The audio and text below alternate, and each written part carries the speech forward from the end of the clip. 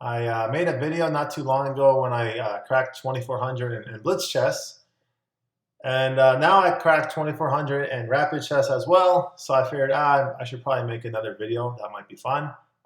So this game is not actually where I cracked 2400, so we're going to sort of look at two games since the second game was really short. So this game I had the white pieces. I played player FM Daddy Strength, which I thought was kind of a funny username. I looked at his profile. I guess he's an FM from Jamaica by the name of Raheem Glaves. And apparently in 2019, he won some big award from Jamaica as the top chess player in the country. So that was, yeah, seems like a really good player. And yeah, it was a good tough game here. So basically, this game started off, I played white, and I generally play e4, which I played here. My opponent played the French defense. So we talk about this in class quite a bit, but basically the purpose of the French defense is just to get a really nice hold on the d5 square.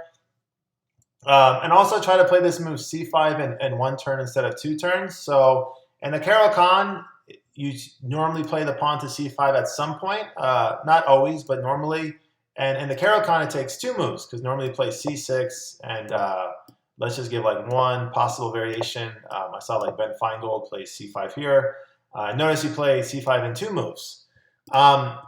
The drawback of the French defense compared to the Caro-Kann, though, is that in the French defense, your light square bishop is stuck inside the pawn chain. So your light square bishop is not a very good piece. And in the Caro-Kann, you typically avoid that. Just to give one sample variation here, notice that black gets out the light square bishop quite quickly in this opening. And the only real problem for black, again, is it takes two turns to get the pawn to c5. That's the only real drawback. Anyway, so what was I going to say? Yeah, so in the French defense, they try to get this move c5 in one turn, but the drawback is that they get a bad light square bishop. So I play e4 and d4. So remember, anytime you can get the classical pawn center, there's no reason not to do this. It's always a good idea for white to play the classical, get the pawns on e4 and d4, as long as they're safe. So as long as these pawn moves are safe, there's not a single opening. This is not good. Doesn't mean there's other stuff you shouldn't consider playing. But e4 and d4 are always reasonable moves if your opponent lets you play them. So we had d5. The threat is to capture my pawn on e4. So I played knight c3. There's a lot of moves for white here, by the way. You can play e5, which is the advanced variation. You can play knight d2, which is the Tarrasch variation. And you can also capture the exchange variation. I typically play knight c3. I have dabbled a little bit in knight d2, but not for several years. Maybe I should bring that idea back, though. So black played bishop b4, which is called the win-aware. The classical variation is just knight f6, so this is slightly more common, but win-aware is also a very popular option. So the purpose of the win-aware is just to pin my knight to the king, excuse me, and now black is threatening to take the pawn on d4 for free here.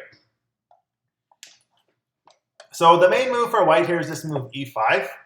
Which I stopped playing a long time ago. I lost a lot of tournament games where I fell behind in development after playing e5, and just generally never seemed to really like the positions after the main line too much. Which is my problem more than the main line's problem. If you don't like playing the main line, you're probably not playing it correctly, because there's a lot of research that goes into like creating a main line. So someday I should really go back and study the win-aware a little bit more and see if I can get some better positions after the main move. The move that I typically like to play is this move bishop d3. Not because I think it's the best move. It definitely is not the best move objectively. But subjectively, I always like the positions when I get my pieces out a little bit quicker.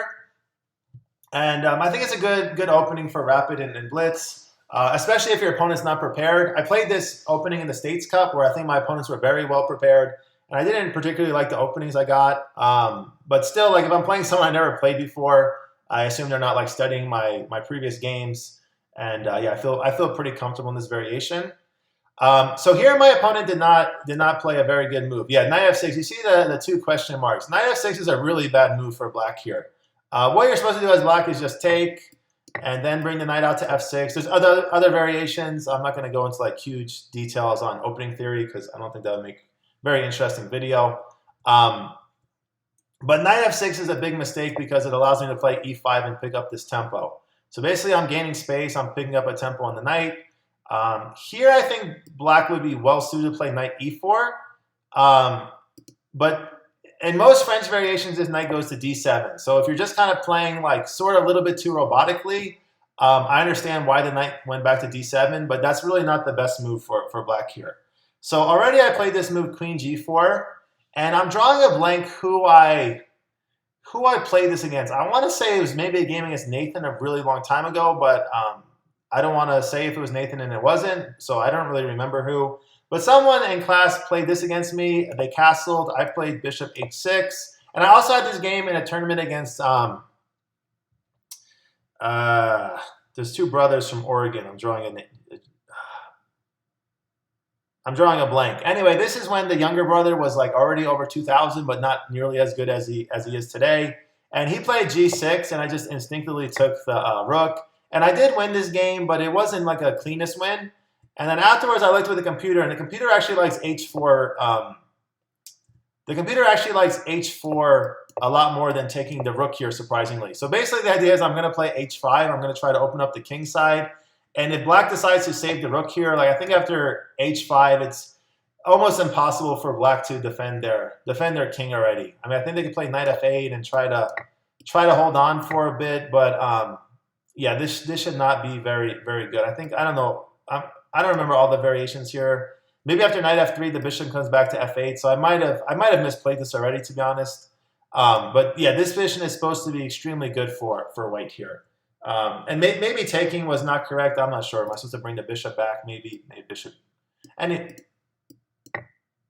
Yeah, bishop g5 here. Okay, and then I play like queen h5 probably and try to take here at some point. Anyway, yeah. So this is a clean win for white here.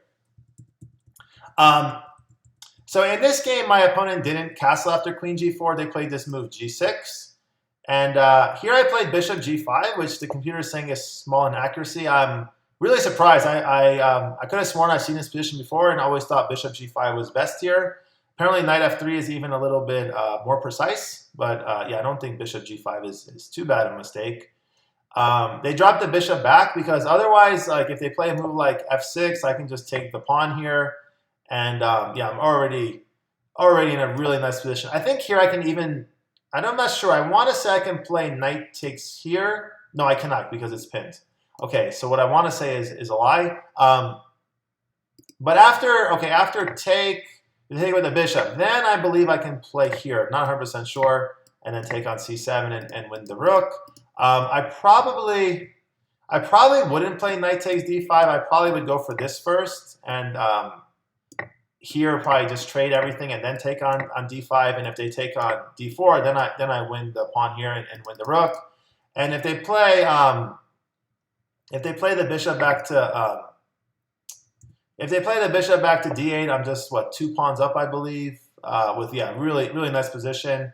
Black probably does have some chances because they have the bishop pair still, but I should be able to convert this position as white. I would hope. So yeah, anyway, basically bishop e7 is forced here. That's really the only move. And then I played h4. So the point of h4, you see this a lot in the Alekhine-Chittard attack, is that I'm hoping, oops. Yeah, the mouse is a little sensitive on lichess, so I'll try to make sure I don't fast forward. But the point is I'm hoping they capture, and then I get this half-open h12 for my rook. And the Alekhine-Chittard, you usually develop this knight to either h3 or e2 and go to the f4 square. And here I'm already ready to sack on g6 or even e6 very quickly. And the black position should be falling apart here because I just have too much pressure on the light squares here. And there's a pin on the h file, so this should be a pretty easy conversion for white already. So black basically never captures here. They usually go for counterplay with c5 here. So h6 was a bit of a surprise move. The problem with h6 is yes, it picks up a tempo on the bishop, but now you've really weakened your g6 square. It's like once my bishop moves, and the best move was to take. I actually played bishop d2 here. But once my bishop moves, I have a lot of pressure on this g6 square.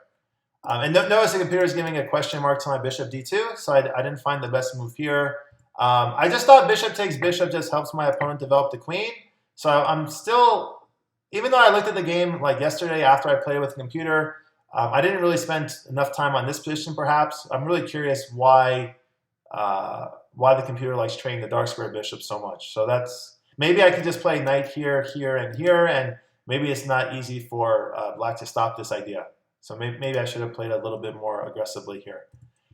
So yeah, I played bishop d2, c5. So again, c5 is extremely thematic in the French defense. They're trying to put as much pressure on the d4 pawn as possible. They're going to put the knight to c6. They're going to put the queen to b6 if I give them time. And they're really just going to try to break down my center. Because notice that the d4 pawn is defending the e5 pawn. So if I lose this guy, I'm basically losing this guy as well. So that's an issue. So I played knight f3. Computer likes bishop takes g6. I was just worried about rook g8 here, but apparently this is a variation that I should have found, I guess. And apparently white is doing extremely well here, which this I can sort of see pretty clearly that this should be better for white. So I might have just played a little too passively here. So after c5, I played knight f3. They captured, and yeah, here if I capture with the queen, like they're going to play knight c6, and that's no good. And if I take with the knight here, I'm going to lose my e5 pawn, which is also no good. But I saw that I have this move knight to b5, which is sort of thematic, just defending just attacking the pawn 3 times now, and then defending this pawn at the same time. Black played knight c6, putting more pressure on e5. So basically, if I take here, they're going to take here, and this would be good for black. So basically I can't capture. So I played queen to g3 to defend my e5 pawn again, and now I am threatening to play knight takes d4. So like for example, if they play a6, I would just capture, and now they can't take on e5 because I have enough defenders. So notice I have two defenders versus 2 attackers. If they play knight takes knight, then of course I play knight takes knight back. And I think this e-pawn is going to be a real problem for black for the whole game. So probably I'm going to play like f4, f5, or probably f4, h5, and then if they play g5, then I'm going to play f5. And I think white is doing really, really well here.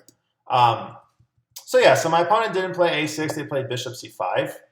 I decided to castle queenside. I think the computer liked castling kingside a little bit more. Here they played a6 because this knight was giving them problems. And basically I have to jump the knight to d6 here. Sorry about that.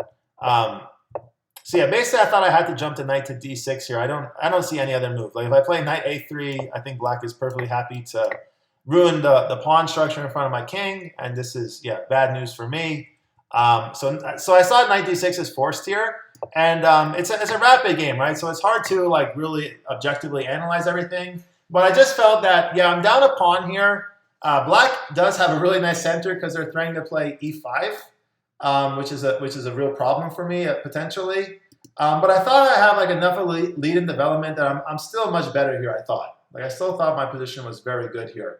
But I do like the way my opponent sort of took advantage of some inaccuracies. I definitely made some mistakes in this game, which happens in rapid chess, right? Sometimes you can play some really good rapid games, but more often than not, you're going to make some inaccuracies here and there, and just try to make inaccuracies that you can live with. So queen f6, rook he1. Just a very, very standard developing move. Get my rook on the same file as my opponent's king, and also also they can't really play e5 here. I think I can just take, and then f4, and this should be very good for white. I would think. Just the center of the chessboard is opening up. I have the bishop pair, and the black king is still stuck here. So this should be great. Like if they take something like this, I don't see like a breakthrough right away, but this should be clean. This should be smooth sailing. Like I'd probably play, I don't know, maybe h5 here. Maybe there's some other better move. But this should be very good position for white here. So they didn't play e5. They played b5, which surprised me a bit. I played knight h2.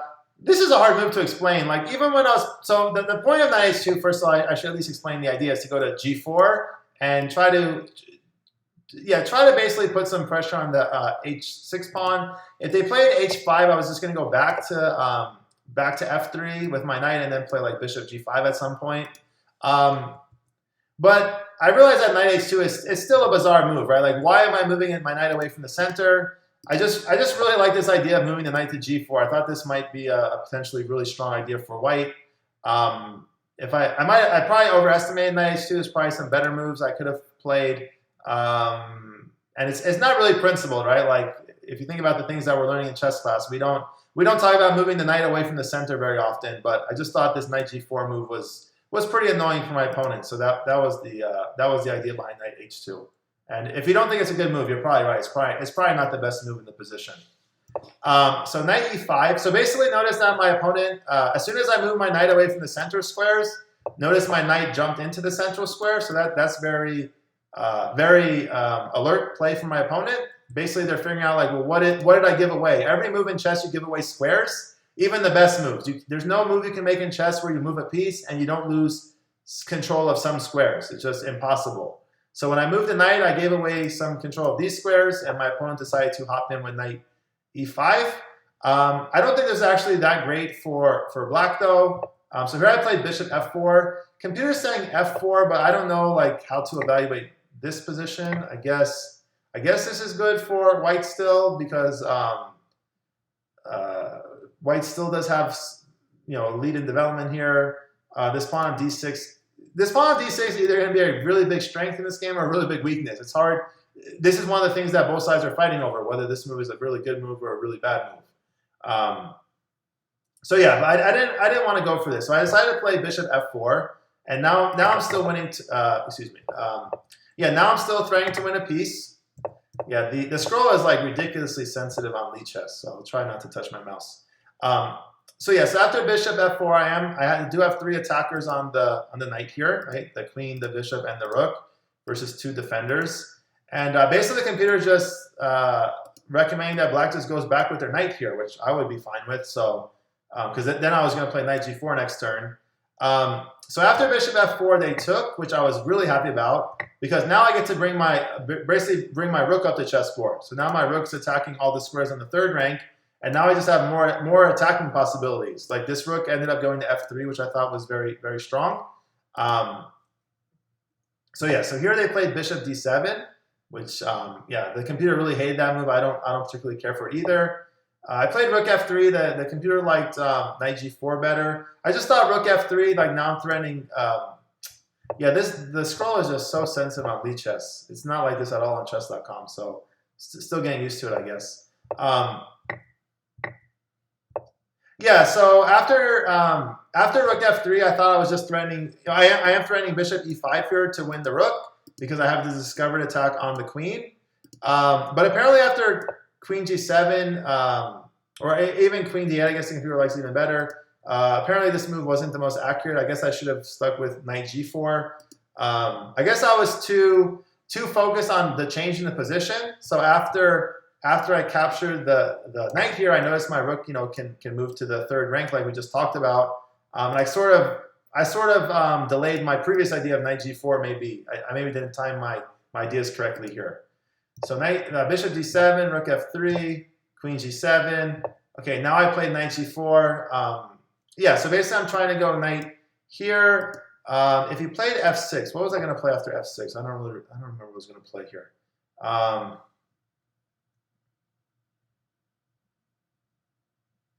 feel like during the game I had a plan for f6, but now I don't remember what my plan was. Which I kind of hate when that happens. What was I going to play here? I'm sorry. Honestly, I don't really remember. I had a plan here after this move. What was my plan? Because it looks like my opponent's just going to play e5 here. So I saw that there's a pin here, of course. So I thought maybe e5 wasn't a huge deal, but in the very near future, if I let my opponent play e5, this will be a big problem.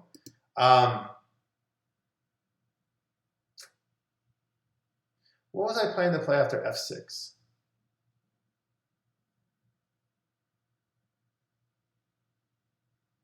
I really can't remember. Let's see. Did the engine?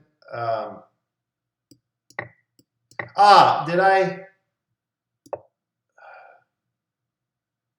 I know no one's going to believe me now, but I think I was looking at some ideas similar to this. But since I couldn't produce this idea on video, I think I don't have very good credibility by saying this. But I do believe I saw some idea like this.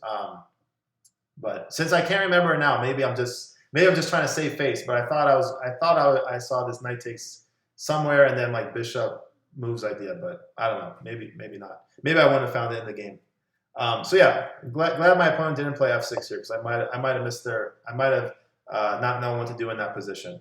So they decided to castle queenside, which I was happy about because I thought that the black king looked kind of airy over here, right? There's not really any pawn protection. So yeah, I thought this king is in a lot of trouble on c8 here. So the computer liked bishop e5, which I considered, but I didn't really see how to proceed after this position. Like I see that I'm attacking here, but I thought if they play like f6 and let's say that some position like this happens, I wasn't okay. Never. Well, that's obviously good. Okay, what was I worried about then?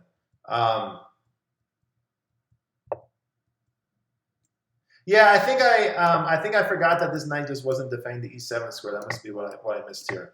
But maybe here they just play something like rook here, and yeah, here I wasn't 100% sure what was going on. I guess yeah, like something like this, it's kind of hard to. I thought I had a better variations than this, but something like this could have definitely happened during the game. So anyway, I played knight e5 first, and yeah, here I was just playing. Now I'm trying to play knight takes knight and bishop e5. Surprising computer didn't like this move. I guess rook f8. Yeah, I thought knight e5 was a very good move for white, but I guess I missed the better move. So I took here, and then I played bishop to e5. And I think one thing that was kind of weighing on me is that I was down a pawn for most of the game. So I saw this opportunity to get my pawn back, and I kind of just jumped at it, which is a bit of a faulty reasoning, right? I really should play for activity still, especially because my opponent's king is pretty weak. So just getting the pawn back was sort of selling myself short in this position. I could have done a lot better than just getting the pawn back, I think. So here black started mobilizing their pawn center, but I saw I had this nice move, bishop c5. So basically I'm threatening d7, winning this rook here. But I thought I had even better moves. I thought even just like rook a3, like picking up this pawn might be even better than d7. So black played rook d7 to stop my d7 push, which didn't really bother me that much because I thought this move rook a3 would be really strong. So here they played bishop b7, queen c3. So basically the point of queen c3 was I was going to play, well, right now I have a discover check possibility. So I think bishop to a7 was very, very powerful threat here. And then, yeah, I thought that was a very nice move for white potentially. Also, I saw that after the king went to b8, I was going to play queen a5, queen b6, and then play rook takes a6, which sort of was my plan in the game. Unfortunately, it didn't really quite work out as well as I was hoping because my opponent found this really nice rook c8, rook c6 idea. So I was really hoping I had time to play rook takes a6 here, but my opponent sort of stopped my idea, which I wasn't so happy about that. So now it's really interesting. So I definitely misplayed my position quite a bit here. Again, it's a rapid game, and even in classical games, you're going to make mistakes and inaccurate moves. This definitely wasn't my cleanest game, as you can see from my inaccuracies and blunders, but average center pawn loss of 45 is not too bad. That's nothing to really lose any sleep over. But yeah, now I have this kind of predicament where it looks like my pieces are aggressive, but they're sort of getting in each other's way. So if I don't really figure out a nice idea here, I'm going to, I don't know, I could actually easily turn this from a very winning position to a losing position very, very easily. So I played this move f4. I was very happy to find f4. So the idea is straightforward. If they capture, I'm gonna give a check here, and yeah, now I get my pieces untangled, and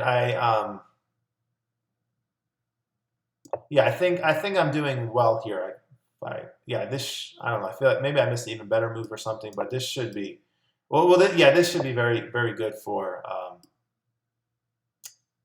I think this should be very good for white, although maybe it's not. I don't know. I'm playing a little quickly here. Maybe I'm missing some better moves.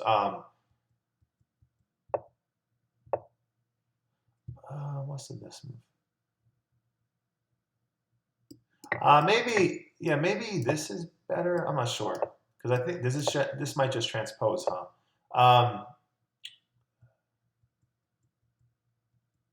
Anyway, I thought just rook here should be. Here's the point. Oh, I forget. I remember now. So after rook here, I don't take. I play rook e7. Sorry, that's the point.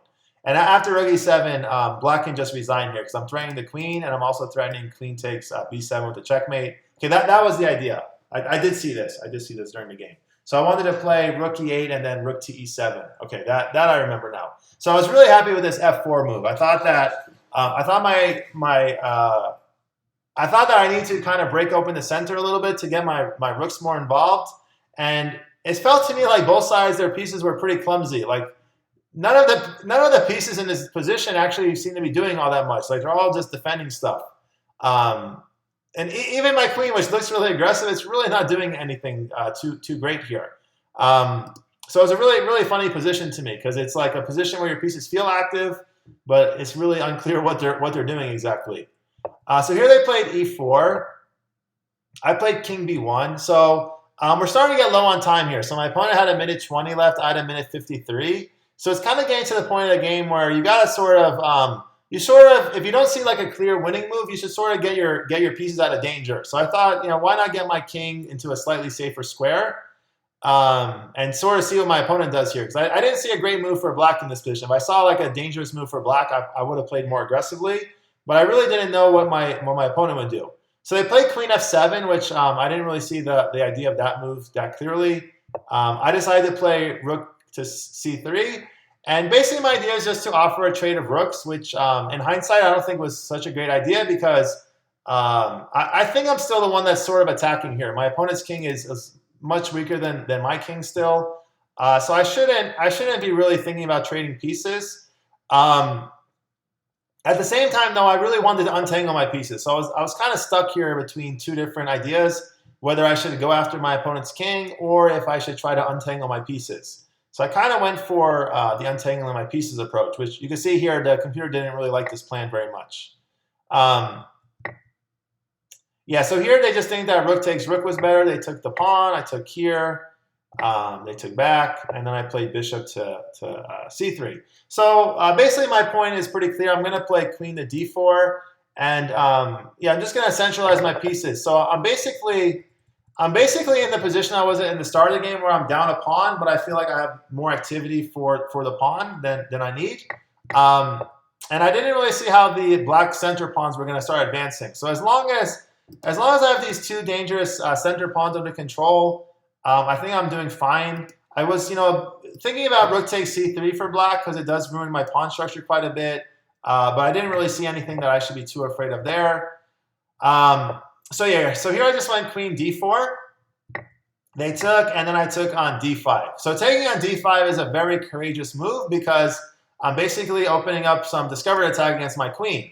So basically what I have to see is that after rook takes c3, I have queen e6 check here. And that after the king moves somewhere, I can take the rook, and that my king is safe enough. I should be fine here. So, like for example, after something like this, I don't know. Maybe it's not so great. But something like this, probably I can play. I don't know. What can I play here? Probably something like this.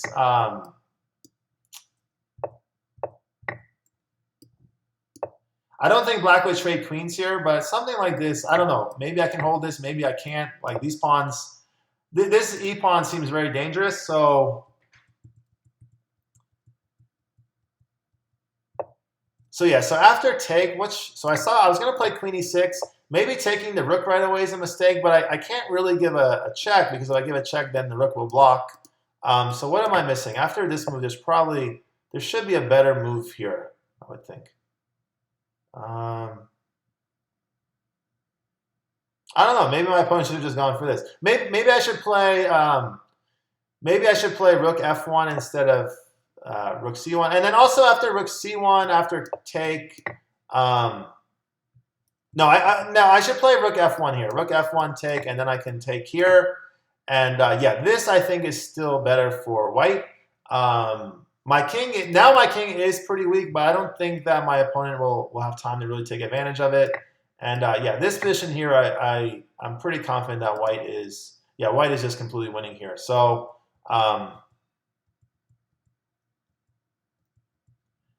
So yeah, anyway, so yeah, I think I calculated this pretty well. If they played rook takes c3, queen e6 should be pretty strong here.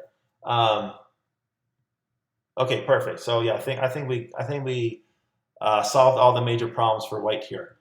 So yeah, so queen takes d5, right? This is a risky move, but I didn't see any discovered checks or discovered attacks that were really dangerous. Of course, I only have 1 minute on my clock here, so when you have 1 minute left, you have to, that's not a lot of time to calculate this stuff. But I trusted my intuition here. I thought that I can put my queen on the square, and it turned out to work out pretty well.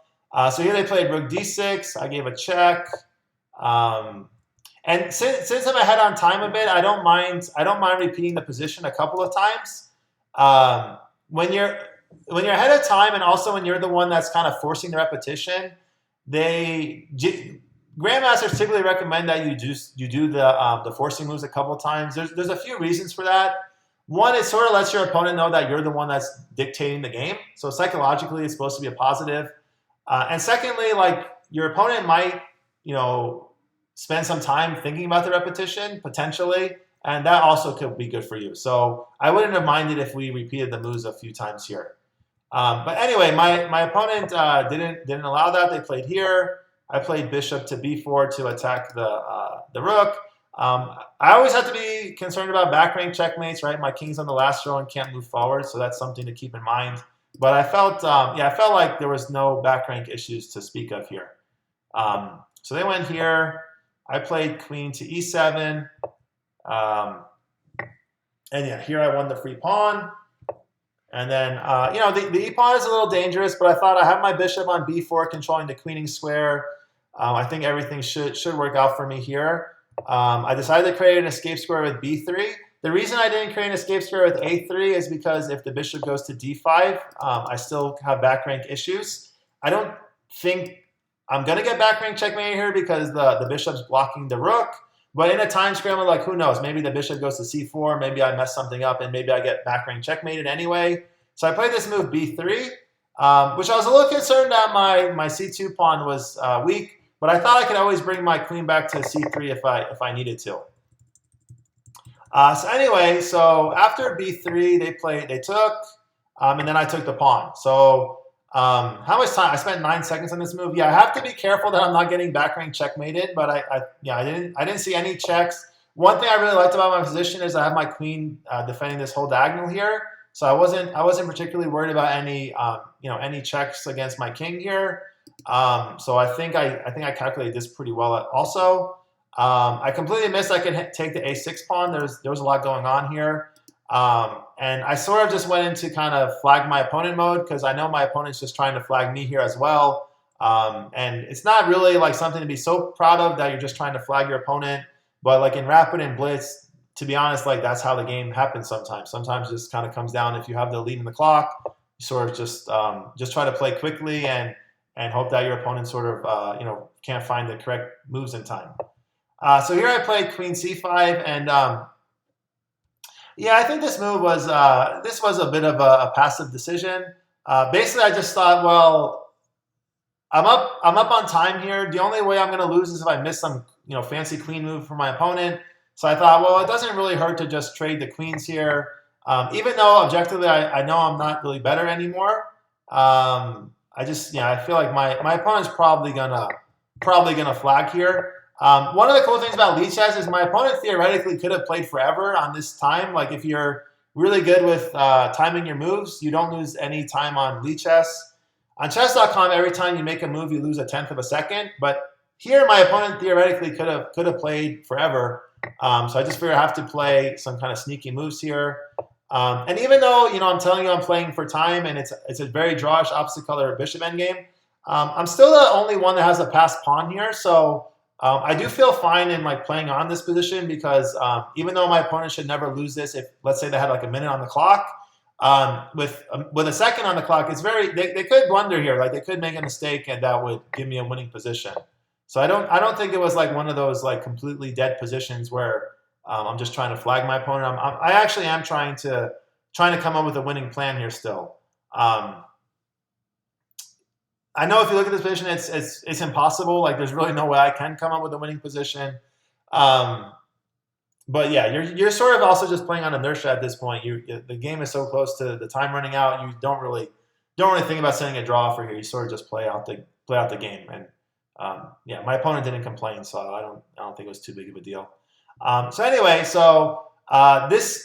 game I took a completely winning position, and I just basically flagged my opponent at the end. So it's not the cleanest win over an FM, but it's still a nice win. And yeah, seeing that my opponent was a really good player from Jamaica, I felt pretty happy to beat him. Yeah, so this was a good game. And then I was feeling a little tired, to be honest. I taught a lot of chess classes. I wasn't really sure if I wanted to play another game, but then I was like, well, I'm so close to 2400. I sort of have to I have to do it. I have to go for it. So yeah, so this is the game that I actually broke 2400, and this is a super short game. So this one we should cover quickly. So this one was. What is there echo? Oh, I see. So this is actually just Fischer-Reshevsky. So if you ever wonder why we go over Grandmaster games in class so much, is I hope you guys learned stuff from them. So if not for knowing Fischer versus Reshevsky very well, I think 1958. I think it was also in one of Fischer's My Memorable 60 Games book. I probably wouldn't have won so easily, but my opponent apparently didn't know this, which is surprising because normally if you play this opening, you know that trap very well. So here we have Sicilian defense. I played knight f3, knight c6, so pretty standard stuff. We have these two knights attacking the same central squares. So we talk about this a lot in queen's pawn openings, where you play the pawn to c4, so you can develop this knight behind the pawn. It's kind of basically the same idea in Sicilian defense. One of the ideas in Sicilian defense is you can put the knight behind the pawn onto c6. And that's not always where this knight goes. There's a lot of games where the knight goes to d7, but it's just one of the ideas in Sicilian defense. So I played knight c3, which does give my opponent the option to play e5, which is supposed to be pretty even for black already. But I never really had too many problems against this opening, so I wouldn't have really minded if they played e5. They played g6, which is the accelerated dragon. I played d4, take, bishop g7. And in the Fischer versus Reshevsky game, the mover was slightly different. I think it was like bishop to e3 was played first already, and then white played knight c3. But that's not really so relevant. That's not really important here. So I played bishop e3, knight f6, bishop c4, and then castle. And basically what black is hoping for here is that I castle as well. And then black has this very nice move, knight takes e5. If I take back, then they play d5, and they get their piece back with a better position. Black's actually a little bit better here already.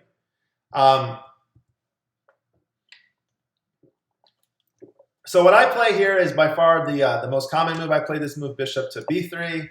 Also, I should point out this move f3, which you're going to see in a lot of other variations of the against the Sicilian dragon. It's called the Austrian attack. I believe here it actually fails to. I think queen b6 is very good. There's a trap here. Let me pull up the opening book. Let's see if I can remember this trap. Yeah, the top move is queen b6 here. And basically you're just taking advantage of the fact that the f pawn moved and is not protecting this bishop anymore. So now basically I'm threatening to capture here. If you play bishop here, then I think queen b4 is very strong, I want to say. Or is there another move? Knight takes e4 first. Okay, that's right. Knight takes e4. If you take back, then yeah, I really want to. Oh no, then you just take here. Excuse me. That's just good for black. And if they play knight takes knight here, then I think you take here. If they take here, you play this check and win some material. Yeah, they can throw in this check on e7 instead. But after king h8, this is completely winning for black because eventually you're gonna have to take this knight and then I take here. I mean, I guess theoretically you could play queen to d2 here, but I think hold on a second. Hold on a second.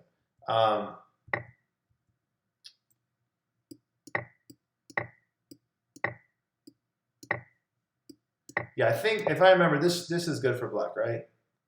No, what? Okay, what happened? Hold on a second. Where did we go wrong then? Oh, geez, I'm just okay. So probably someone's watching this video saying, how did How did Ryan miss this move? Yeah, just queen takes e3. Okay.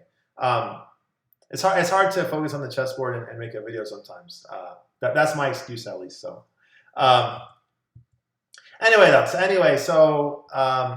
yeah, f3 is not good for white here. I actually lost a tournament game. I want to say 6 or 7 years ago. I played a player who really knew this variation as black very well. I think anyone who plays this variation in a tournament game, if they know if you play f3, you're probably just busted. So it also gives your opponent a lot of confidence. Like they know that you don't know the variation as well as they do. So f3 is just a very bad move for white. So you're supposed to play bishop to b3. And now the point is after queen b6, this move does absolutely nothing. Like see the engine likes knight e6, picking up the rook. And if the pawn takes the knight, you take the queen here. So you just play the bishop back to b3. Also, if they play knight takes e4, now that your bishop's not on c4 anymore, this move d5 doesn't really do very much. It just picks up a tempo on the knight. But if you just move the knight somewhere, you're just up a whole piece here. So the way that this trap goes is that my opponent played this move knight a5 here, which is a very, very bad move. This is the losing move for black basically. The problem with knight a5 is now you can't move your queen here. So here's where a lot of cool tactics happen. So the move is e5, and basically if black takes your bishop, you don't take the knight back. You take this knight on f6, and then if they take your rook, you don't take the knight again. You take the bishop. Black can play a desperado here with knight takes c2 check, but this position is very good for white, even though you're down a pawn, because you just have so much better development here. This is just like a completely crushing position for white. After this move e5, if they play the knight to h5, moving the knight to the edge of the board, you have to be careful because your knight can easily get trapped. So here just g4 wins the knight. So basically the knight has to go to e8. And then here you can play this really cool move, bishop takes f7 check. And the point is that if black takes with the rook, you play knight e6, and this would happen in the game, by the way. And notice that this queen is trapped. So once again, the queen can't move to a5 because there are their own pieces there, of course. If they go to b6, you just capture with the bishop. So yeah, this is just completely winning. If they take your knight, you take the queen. This bishop is a pin piece. This knight is hanging, is also a pin piece. If they play rook back to f8, I don't know what it's supposed to. Oh, you take the okay. For some reason, I can't win free pieces today, so that's not very good. And also in the Fischer's memorable games, after bishop takes f7 and take with the king, you still play knight e6. If they take with the king, then there's a forced mate here. G4, take, rook g1. I think also queen e4 is perfectly fine. Queen here. Then you go queen e4. Queen here, you go queen g4 as a mate. If they play king h5, you have this really nice move. Queen g2 is fine, but I like going with the forcing moves. Just queen d1 check is good, and then after they block, you take, and then king here you have bishop g5. I've never actually seen that mate. Bishop g5 is a nice mate here. That's a really nice mate. Anyway, though, let's be a little bit more thematic for the class or for whoever's watching. We have the king on the edge of the chessboard. If we can move the queen right in front of the king's face, that's always going to be a checkmate. So I think that's a little bit more instructive probably. But bishop g5 is a really, really nice checkmate. So anyway, I was really happy I played the one extra game because I did hit my goal of reaching 2,400. So I guess the next goal is to try to reach 2,500, which will be pretty awesome. I've been playing really good online chess except for the States Cup, so I haven't really represented Nevada too well in the state versus state competition. A lot of that's because I'm playing some really good players who I think are preparing for me well, and a lot of them just not playing that well in that tournament for some reason, just not playing very good games. But yeah, in general though, I've been really happy with my online play, and I'm hitting like new high goals, which is awesome, and shows that even though I'm pretty old, I'm still able to learn a little bit and play better chess, which is great. So I hope you enjoyed the games. I hope they were instructive. That's the point of the videos, and hopefully it inspires you to play better and try to learn. Chess is a pretty fun game, so just keep working at it, and everyone will keep improving like you have been. Thanks for watching, and I'll see everyone in class. All right, bye everyone.